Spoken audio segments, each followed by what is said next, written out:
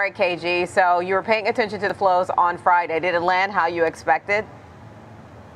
A little bit reversed. We actually saw a pretty nice gain to the upside as the market opened, and then we consolidated in about a 15-point range pretty much throughout the close here. But I think it does set us up well for this week where we have, let's say, a lack of data, to say the least here, especially on Tuesday. I think that's the big day for the data front here. But when you're kind of looking at the volume already, it's already very low, and then liquidity is also very low. So I think the market's kind of positioning for a very quiet week, and we are getting some news headlines that are hitting the wire here for some of the popular sectors, especially when you're looking at technology as well as the semiconductor space here. So that's actually driving us to the upside. So got done with options expiration for the quarterly, kind of seeing a little bit of a refresh here this week here. But once again, barring any type of negative news, it seems like this is more of a positive week for the bulls, at least for the setup right now.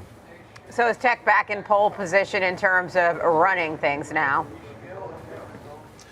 It seems like it, at least for now. We have some Nvidia news that they are trying to prepare to ship H200s to China. So obviously that's actually pushing that stock a little bit higher. You are seeing Micron continuing to move higher as well after their earnings, and some optimism when it comes to the memory space. I think you just continue to look at stocks that were pretty much either significantly oversold or consolidating and basing. And it seems like that's where a lot of the fund flows have been going over the last couple of weeks here. Even when we looked at the broadening trade, a lot of those stocks that did actually get a lot of attention have been those that actually have been underloved or either consolidating for a significant amount of time. And that's actually normal around this time of year, preparing for 2026 here. Where can you find outperformance? And it seems like right now the tech trade has been lagging for this month. It seems like it's trying to catch up here, and the positive news is also going to add to those gains.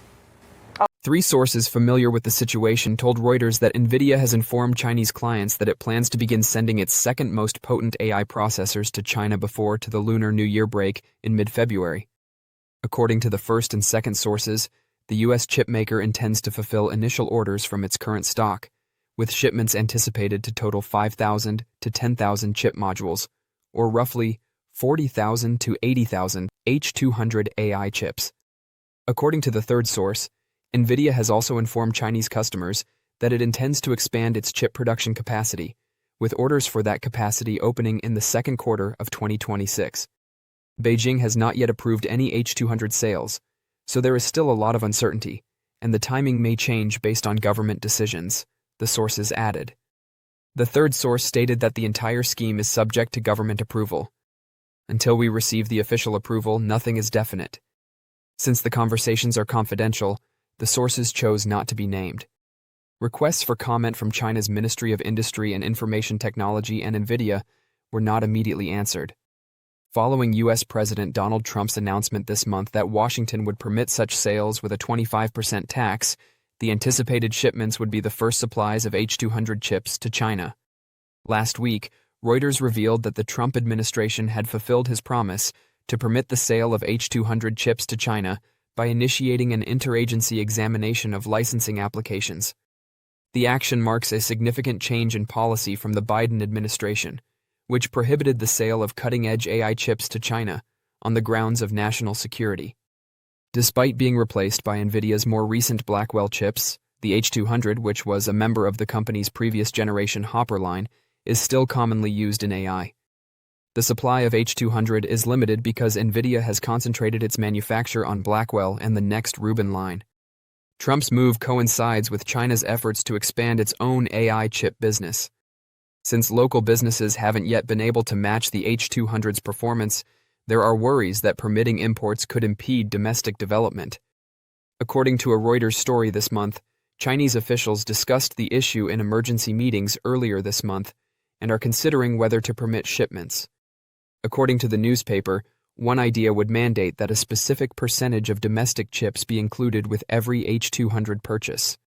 The possible shipments would give Chinese IT behemoths like Alibaba Group and ByteDance, who have indicated interest in purchasing H200 chips, access to processors that are about 6 times more powerful than the H20, a downgraded Nvidia chip made for China. In 2025, Nvidia's stock has done exceptionally well, climbing slightly around 30%. However, worries over a possible artificial intelligence (AI) bubble have caused the stock to decline in recent weeks. Despite what the market wants, the AI build-out still appears to be moving forward at full speed. so this pullback could be a fantastic buying opportunity. We must determine a price objective for Nvidia's stock by the end of 2026 in order to calculate the potential profits from purchasing the company's stock now. Let's examine its growth and valuation. Nvidia will be a fantastic stock to hold in 2026 if it achieves the growth projected. Graphics processing units, GPUs, which are accelerated computing devices capable of handling several tasks at once, are manufactured by Nvidia. Because of this, they are excellent for demanding tasks like mining cryptocurrencies, processing game graphics, engineering simulations, and drug development. But artificial intelligence is by far its most significant application case. Businesses are rushing to construct as many data centers as they can and outfit them with computer units to train and execute AI models because AI demands previously unheard of amounts of processing power. Since the start of the AI arms race in 2023, Nvidia's GPUs have been by far the most preferred choice for processing units. Both the strength of its GPUs and the technology stack supporting them are responsible for its success. Despite having competing GPUs, AMD, its main adversary, lagged behind because to inferior supporting technology. The AI hyperscalers themselves are another emerging rival. Many are working with businesses like Broadcom to develop an in-house proprietary AI processor since they are sick of paying a premium price for Nvidia's GPUs. When the workload is set up correctly, these can be good rivals to Nvidia's GPUs. Otherwise, the GPU is a far better choice. The best general-purpose computer unit in the field of artificial intelligence is still Nvidia's GPUs. In the Q3 earnings release, Nvidia CEO Jensen Huang declared that the business is sold out of cloud GPUs due to the high demand for the GPUs. Cloud GPUs made up the majority of the $51.2 billion in data center products it sold in Q3 FY 2026, which ended on October 26th. It's amazing that a corporation can sell over $50 billion worth of goods and yet run out of inventory. Nonetheless, Nvidia is advocating for increased production capacity, which will fuel expansion in 2026. However, how much can investors anticipate? The success of Nvidia depends on other people's spending patterns. Nvidia's success is largely down to the amount of money AI hyperscalers are prepared to spend, not to its own products. They all told investors to anticipate further growth in 2026 after spending a record amount on data center capital expenditures in 2025. This is just the beginning, but it's encouraging for 2026.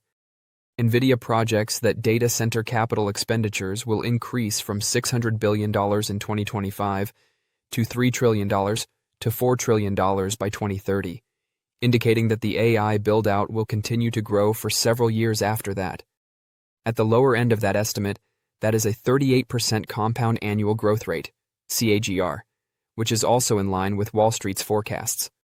Wall Street analysts project a 48% increase in revenue next year. Given that Nvidia is currently trading at 36 times forward earnings, I believe its valuation is reasonable given the remarkable growth company is achieving. Therefore, I believe it makes sense for Nvidia to expand at a rate comparable to its sales. To be a little cautious, I'll factor in 30% growth, which will help Nvidia's valuation stay modest. The company will be valued at roughly $221 if it can generate returns of 30%. Nvidia is a great stock to purchase today and keep through 2026 and beyond because of the substantial increase for a single year. Top Bernstein analyst Stacy Rasgon maintained an outperform rating and a $275 price target for Nvidia, saying that despite a good run this year, the company still looks attractively priced. "We would be buyers here," he continued, given the current levels. Rasgon pointed out that although Nvidia's stock has paused since July, it has increased by almost 30% so far this year. Following an approximately 27% multiple contraction this year, that slowdown caused a head value to drop to slightly under 25 times earnings. The stock is in the lowest 11% of its historical value range by one metric. The analyst noted that Nvidia is currently trading at a 13% discount to the overall semiconductor index, which is an uncommon relative cheapness that has only happened a few times in the last 10 years. Rasgon acknowledged investor concerns regarding longer-term capital expenditure plans, competition from bespoke processors, and a slowdown in AI spending. He claimed that the demand for GPUs is still strong, and that those worries might be exaggerated. According to Razgon, future product triggers like Rubin and the longer-term Blackwell possibility might draw attention back. In addition to addressing concerns about China sales, events like CES and GTC can help reset expectations for Nvidia's strategy. Since it started in 2023, two prominent figures in the artificial intelligence AI investment trend have been Nvidia and Palantir.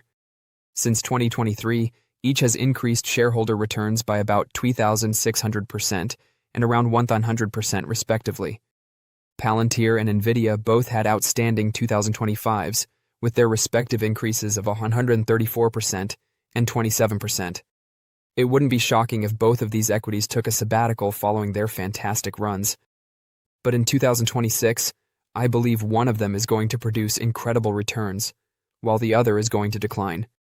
Since Palantir and Nvidia operate in entirely separate areas of the AI industry, they are not rivals. They recently collaborated to provide pre-built models using Nvidia's hardware innovations. In fact, Nvidia's state-of-the-art graphics processing units, GPUs, have contributed to the development of AI. Because of their amazing power and versatility, these devices have been the computing unit of choice for almost all AI hyperscalers. Nvidia is the leader in AI computing hardware, despite the fact that other businesses are beginning to overtake it. Palantir is a play about software. Its AI-driven data analytics software platform has given customers insightful information.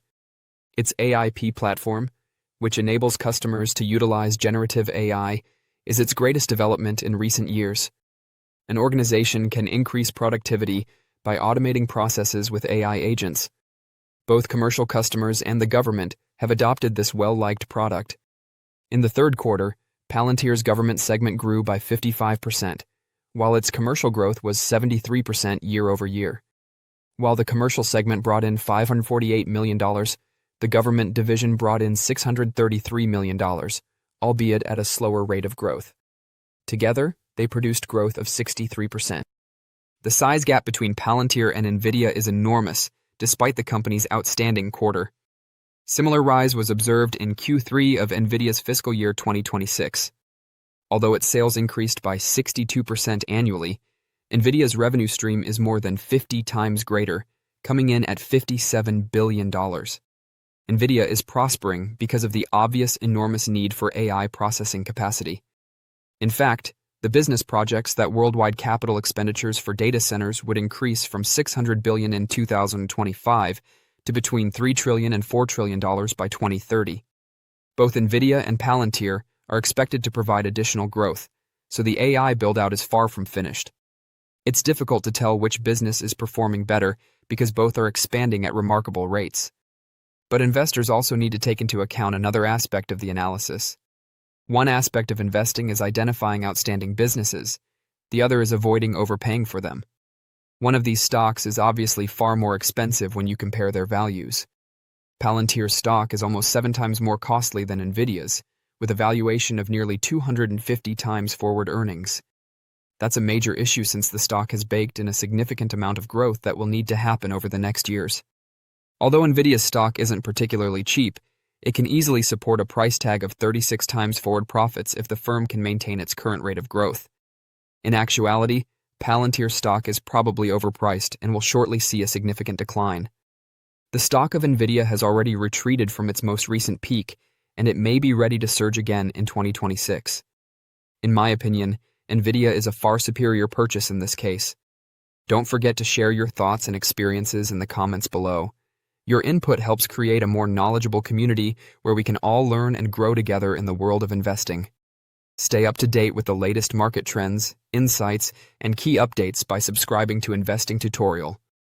We're here to help you make smarter investment decisions and stay ahead of the curve. Let's talk a little bit about the price action in metals. Gold hitting a new high, silver hitting new highs as well. Talk to us about the trigger here. Yeah, so I think the first one to kind of discuss is going to be silver. Silver is really outperforming, up over 130% this year, and this is a commodity that has been underloved and also in a structural deficit for a very long time. And I think the market is now realizing that. You also have the situation where the SLV, which is an ETF that tracks silver, but it also holds physical silver bullion within their ETF here. You continue to see positive inflows when it comes to the retail trading community, which also then kind of sparks this short squeeze, if you will, to the upside. And then we have geopolitical risk events that are in the market, as well as Japan kind of raising their interest rates, their currency getting hit to the downside. And you are seeing a lot of these metals continuing to run. We see platinum, palladium also kind of having a stealth rally to the upside. So not only the precious metals, but you're also looking at the industrial metals, and some of them do have a fundamental catalyst. If you go back to platinum and palladium, we're kind of going away from this whole EV type of narrative, looking back at ICE vehicles, if you will, and platinum and palladium are utilized in catalytic converters. So there's a fundamental story for each and every metal at this point in time, and it seems like there's a bull run that is taking place, and we'll see how long that's going to last. Usually these metal runs can take 3 months, 4 or 5 months for them to continue to move to the upside, but usually once you get to the tops, Diane, that's where it actually corrects pretty aggressively. We're not there yet, it doesn't appear, but I would just keep your head on a swivel here. The commodities trade, especially in the metals front, can be very volatile. Okay, so you want to hit silver first now. What about gold? Yeah, so once again, gold, looking at the central bank buying, there is obviously some strong demand that is there. You have a lot of currencies losing value. The debasement trade, if you will, is also a key catalyst for this one. And then interest rate cuts going into next year being priced in a little bit more aggressively than what the Fed is actually projecting at this point in time. And gold is trying to keep up with that. I think if you kind of look at a lot of these metals, especially gold, it's also trying to keep up with inflation. These metals are kind of telling you that, one, we're probably going to run the economy hot next year with GDP growth kind of outstripping maybe wage growth, but that also could lead to some inflation in certain pockets of the market, especially those that have been very compressed, especially if you're looking at housing. I think gold is also telling you that story as well. Okay, and I want to circle back to more of the tech trade, but Micron in particular, that's gaining more ground today. What's your take on that?